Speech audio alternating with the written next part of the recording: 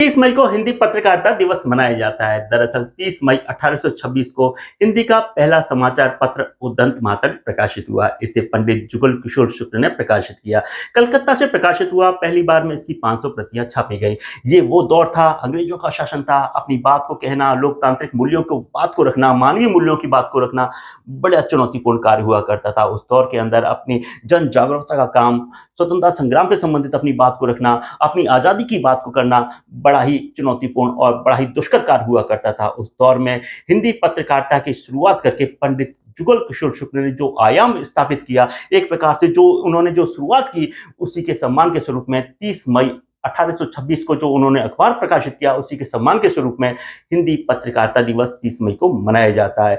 आज हिंदी पत्रकारिता का यदि इतिहास देखा जाए, ऐतिहासिक रूप से देखा जाए, तो ये सफर जो 30 मई 1826 से शुरू हुआ था, वो आज परिपक्व होता हुआ जा रहा है। लोकतंत्र में पत्रकारिता की जो महत्वता है, इसकी जो भूमिका है, इसकी जो प्रासंगिकता है, वो निर्विवाद है। और इसके मूल्यों को अक्षुण्ण बनाने के लिए तमाम जो जर्नलिस्ट है, तमाम पत्रकार हैं, वो निरंतर इसके संदर्भ में कार्य करते रहते हैं। 30 मई 1826 को उद्दंत मातड़ की जो प्रतियां थी, वो 500 के करीब प्रकाशित की गई, लेकिन कुछ समय के बाद में आर्थिक चुनौतियों के चलते ये अखबार बंद कर दिया गया था। लेकिन बावजूद इसने शुरुआत ऐसी की कि उसके बाद में दर्जनों अखबार निकाले गए, हिंदी भाषा में निकाले गए, अनेकों भाषाओं में जो अखबार निकाले गए, उनके लिए ये एक प्रकार से प्रेरणा स्रोत रहा। इस प्रकार 30 मई 1826 को शुरू हुआ ये हिंदी पत्रकारिता का ये कारवां आज भी निरंतर जारी है। धौलपुर हकीकम समाचार पत्र, चंबल डायरी परिवार की तरफ से आप सभी को हिंदी पत्रकारिता दिवस की हार्दिक शुभकामनाएं।